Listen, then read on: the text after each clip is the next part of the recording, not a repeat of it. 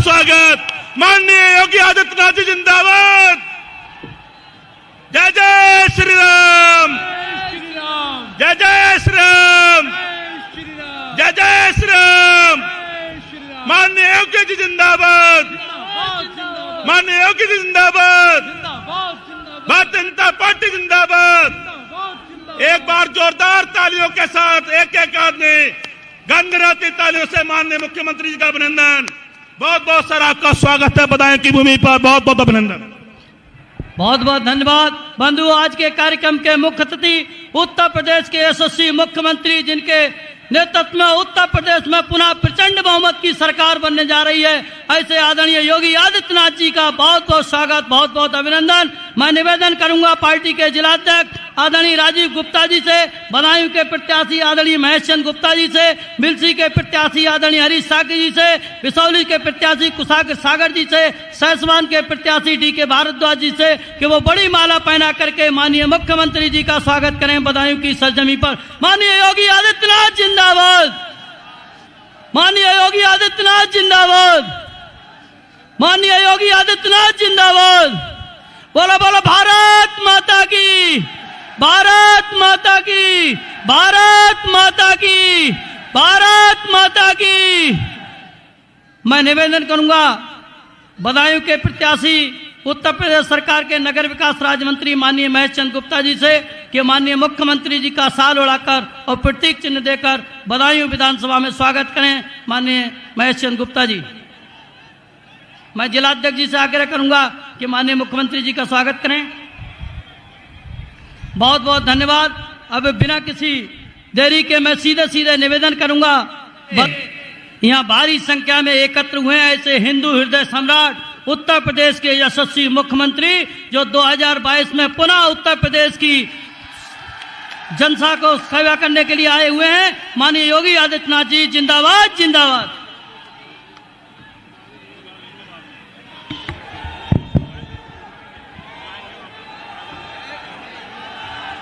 मंच पर उपस्थित भारतीय जनता पार्टी के जिला के अध्यक्ष श्री राजीव कुमार गुप्ता जी,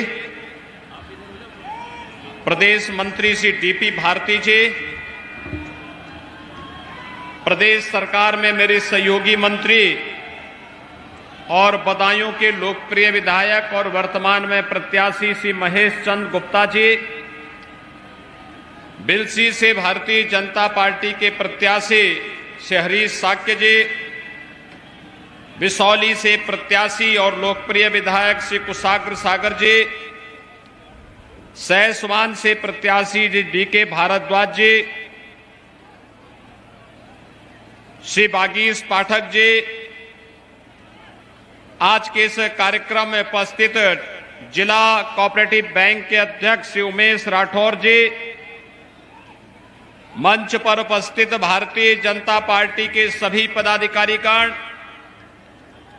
और भारी संख्या में बदायूं के इस मैदान में उपस्थित सभी बदायूं के विभिन्न विधानसभा सीटों से आए हुए भाइयों बहनों,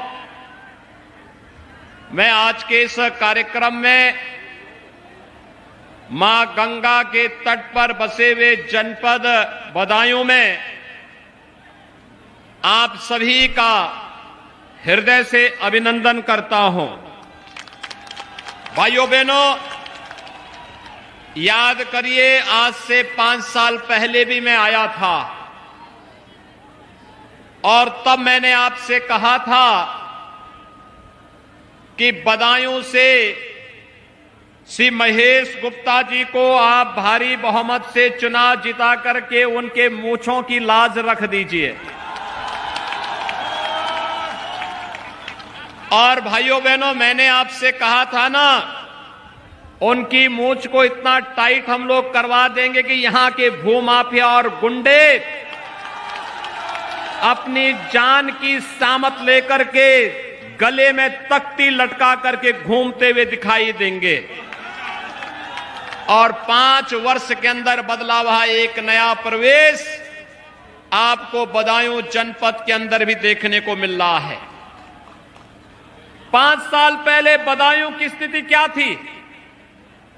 5 साल पहले यहां पर पेशेवर माफिया व्यापारियों का उत्पीड़न करते थे।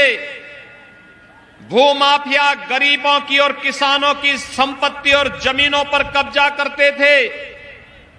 सौदे किस्म के, उदंड किस्म के शरारती तत्व बेटियों के साथ छेड़खानी करते थे।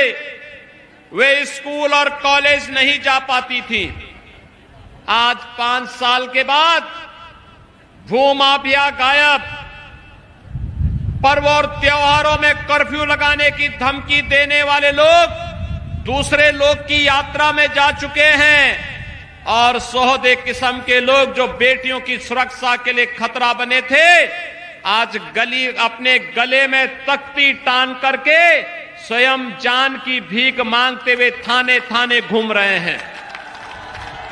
भाइयों बहनों, आज बदायूं में नए मेडिकल कॉलेज में प्रवेश होकर के विशेषज्ञ स्वास्थ्य सुविधा के साथ साथ मेडिकल कॉलेज में यहां के युवाओं को डॉक्टर बनने का एक अवसर प्रदान कर रहा है। तो गंगा एक्सप्रेसवे भी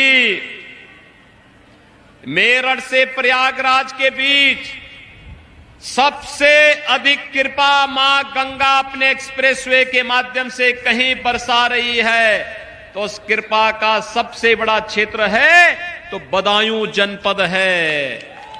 सबसे ज्यादा गंगा एक्सप्रेसवे इस जनपद से होकर के जा रही है। सबसे ज्यादा लाभ यहां के किसानों को प्राप्त हो रहा है। और भाइयों बहनों, इस लाभ के साथ साथ यहां पर जब इंडस्ट्रियल कॉरिडोर बनेगा तो यहां के लाखों नौजवानों के लिए यहीं पर नौकरी की सुविधा भी उपलब्ध होगी। और यही कहने के लिए आज मैं आपके पास आया हूं। यह सब संभव हो पाया जब केंद्र में प्रधानमंत्री मोदी जी के नेतृत्व में भारतीय जनता पार्टी की सरकार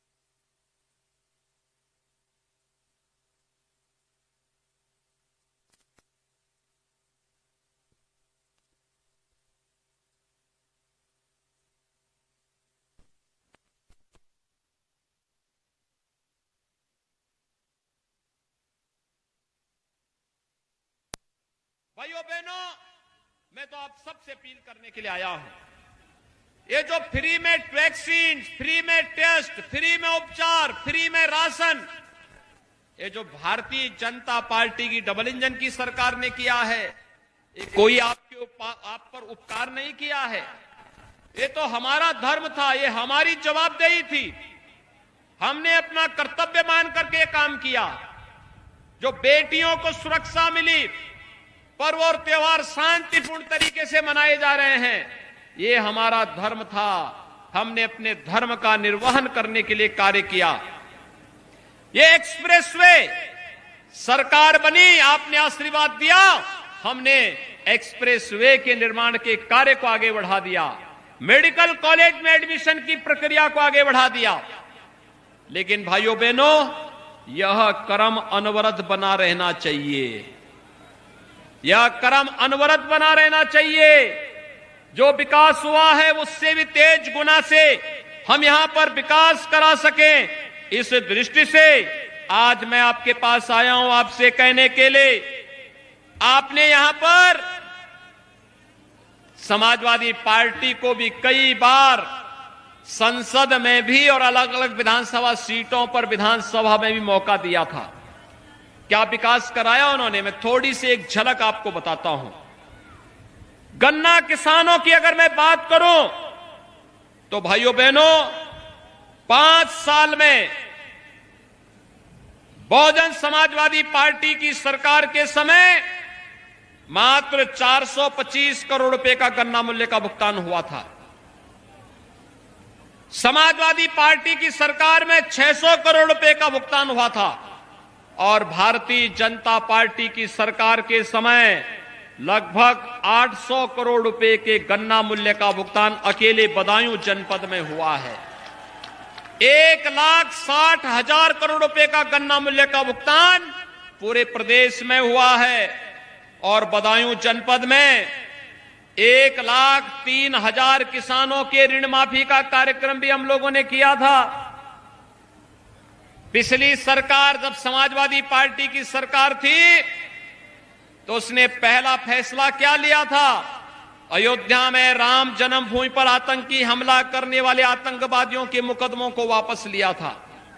हमारी सरकार आई तो हमने सबसे पहला काम किया अन्नदाता किसानों के कर्ज की माफी का। हमने उसके साथ ही प्रदेश के अंदर अवैध बूचड़खानों को बंद करवाया और बेटियों की सुरक्षा के लिए एंटी रोमियो स्क्वाड का गठन किया।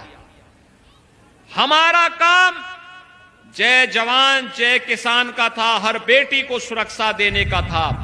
समाजवादी पार्टी की संवेदना किसान के प्रति नहीं, नौजवान के प्रति नहीं, बेटी के प्रति नहीं, उनकी संवेदना तो आतंकवादियों के प्रति थी। इसलिए आतंकवादियों के मुकदमों को वापस ले रहे थे।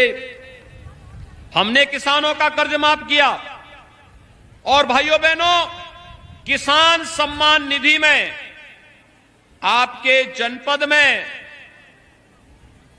16 लाख किसानों को सीधे सीधे इसका लाभ मिल रहा है। 16 लाख किसान प्रधानमंत्री किसान सम्मान निधि में 6,000 रुपए सालाना इस सुविधा का लाभ प्राप्त कर रहे हैं।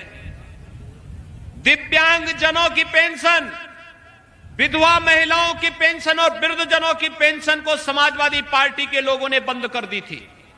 भाइयों बहनों, हमारी सरकार के समय आज के दिन हम लोग जनपद बदायूं में 18,600 से अधिक दिव्यांग जनों को,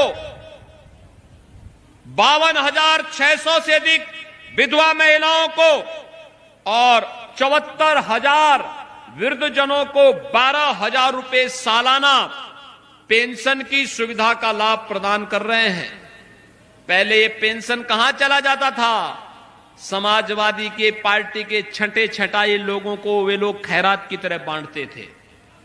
भाइयों बहनों, अगर मैं राशन की बात करूं, ये फ्री में राशन बदायूं जनपद में 30 लाख लोगों को फ्री में राशन की सौगात भारतीय जनता पार्टी की डबल इंजन की सरकार महीने में 2 बार दे रही है।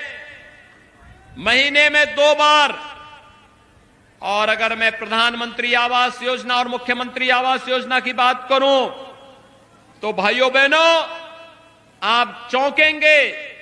समाजवादी पार्टी की सरकार के समय पूरे प्रदेश में 18,000 गरीबों को मकान नहीं मिल पाया था।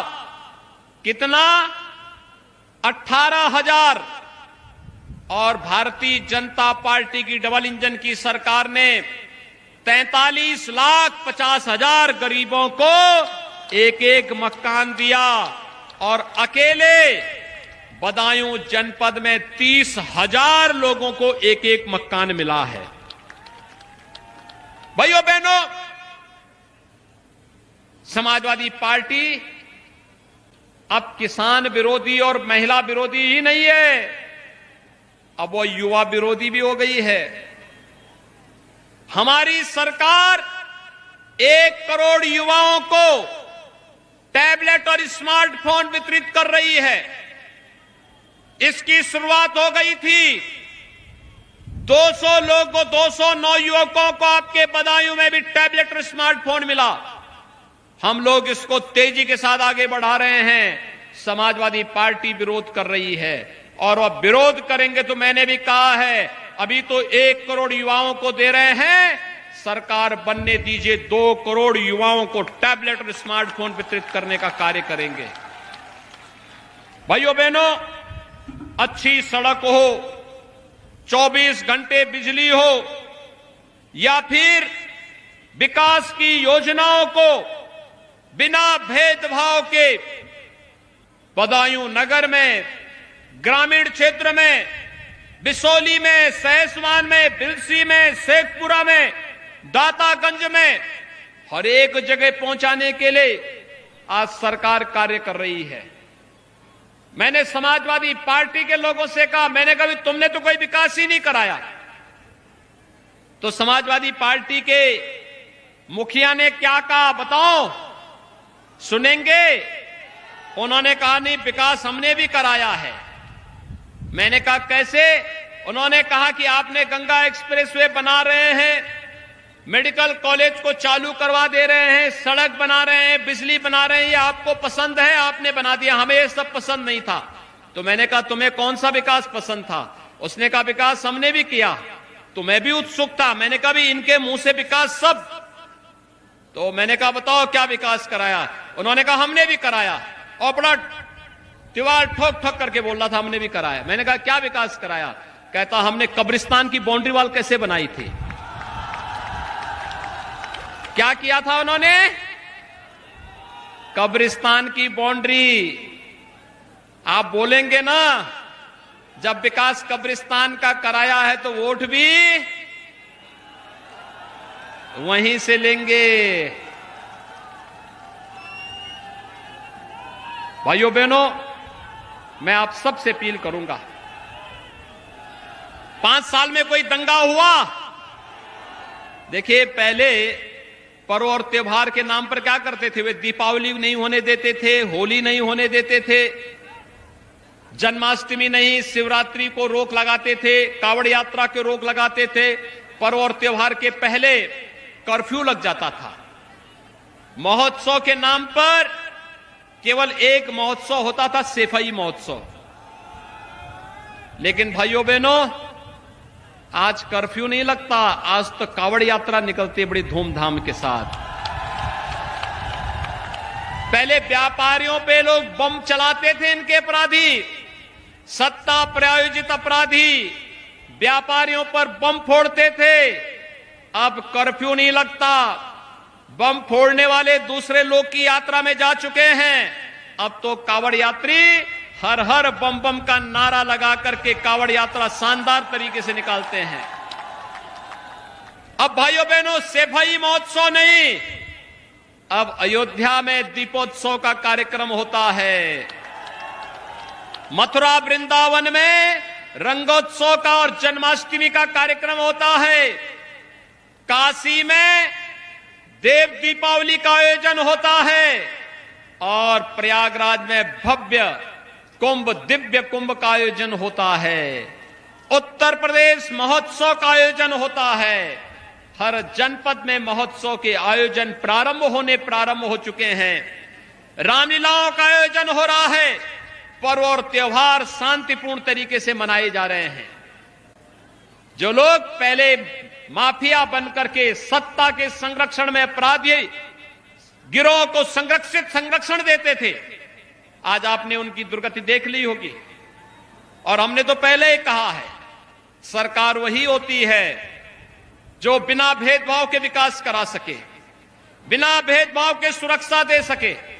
और भाइयों बहनों, हमारी सरकार ने बिना भेदभाव की सुरक्षा भी दी है, बिना भेदभाव के विकास भी कराया है।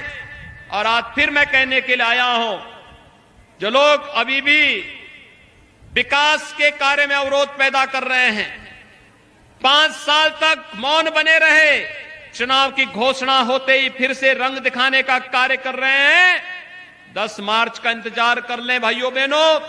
10 मार्च के बाद फिर से उल्टी गिनती उनकी प्रारंभ हो जाएगी। सरकार तो एक हाथ से विकास कराएगी, दूसरे हाथ से पेशेवर माफिया और अपराधियों पर बुलडोजर चलाने में भी संकोच नहीं करेगी। विकास और बुलडोजर एक साथ चलेगा और एक साथ चला करके उत्तर प्रदेश को खुशहाल बनाएगा, उत्तर प्रदेश को देश का नंबर 1 प्रदेश बनाएगा। आप भी सहमत हैं उत्तर प्रदेश नंबर 1 प्रदेश बनना चाहिए? सभी लोग सहमत हैं? एक घरों की छत के ऊपर जो लोग हैं, क्या वे लोग सहमत नहीं हैं? इधर उधर सभी लोग बताओ मुझे, सभी लोग सहमत हैं? तो भाइयों बहनों, बदायूं जनपद की क्या सभी सीटें भाजपा को जिता करके भेजेंगे? ये तभी होगा जब बदायूं की सभी सीटें बीजेपी जीतेगी। सभी लोग सहमत हैं?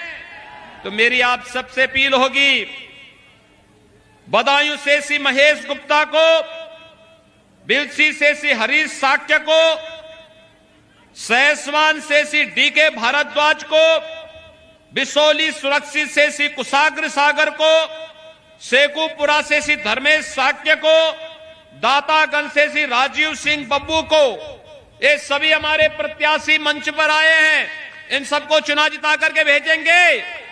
दोनों हाथ ला करके मेरे साथ बोलेंगे, दोनों हाथ ला करके बोलेंगे, भारत माता की, भारत माता की, भारत माता की।